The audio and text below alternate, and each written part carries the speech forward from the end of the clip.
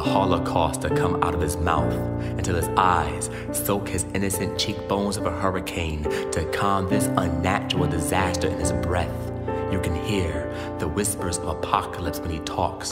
There's self-affliction in his walk. He has nuclear arms for limbs waiting to detonate. There's an earthquake in his chest. No, a closed funeral casket. His chest is closed. He's a buried survivor. You do not bury survivors. He's the resurrection of a crucifix burning at the crossroad of life, and he is still aflamed, suffocated by his smile. All he wants to do is shout outside the pearly white gate of his teeth. Just for a moment, let him break the rigor mortis in his breath. Let this be more than just an act of catharsis. Let him be an eloquent speaking banshee screaming at the top of his lungs, drowning out silent metaphors, so you can see the allegory of his story is tattooed to my tongue. He refuses to be just angry. Where there is anger, you'll find pain. Where there is pain, you'll find a broken heart. Where there's a broken heart, you'll find an old dusty record playing the distortion of static in the basement of his lungs. This symphony of melancholy sounds beautiful, doesn't it? He has become the image of Jesus at the end of a kaleidoscope, reflecting broken pieces of hope through a stained glass window. It's hard to recognize him.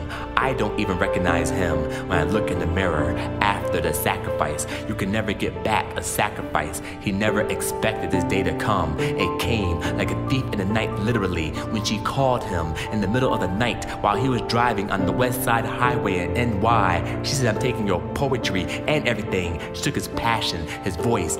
She was the water to his ocean. Now he is just an empty vessel. She was the beautiful safari to his concrete jungle. Now he is just an abandoned building. He no longer yells. He maintains his composure because he's tired of speaking in tongues that are vain.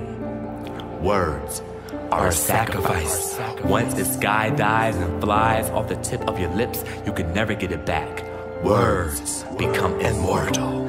Now he forever resides in the window seat on the last red-eye flight of her saying, "I love you," taking off from the runway of her tongue. He is flying towards the sun to embrace Icarus's plight so he can scream on his way down, head first into ground zero, but his composure is stuck between life and death. A half-developed Polaroid, a cataclysmic asteroid frozen in mid-air before deep impact to his chest. He wishes there was laws against cardiac arrest. Now his composure rests in a post-trauma room, stretched on a cold gurney, waiting for the autopsy to see if they can find why his movements are dead. He stands still, erect like an Egyptian obelisk with hieroglyphs tattooed to his soul. Nobody understands why he's waiting to speak "I love you," waiting for someone to push the button that would detonate the nuclear arms he has for limbs so he can explode and give her a hug, waiting for the earthquake to move this heart of stone off his chest so he can resurrect the hallelujah in his poetry.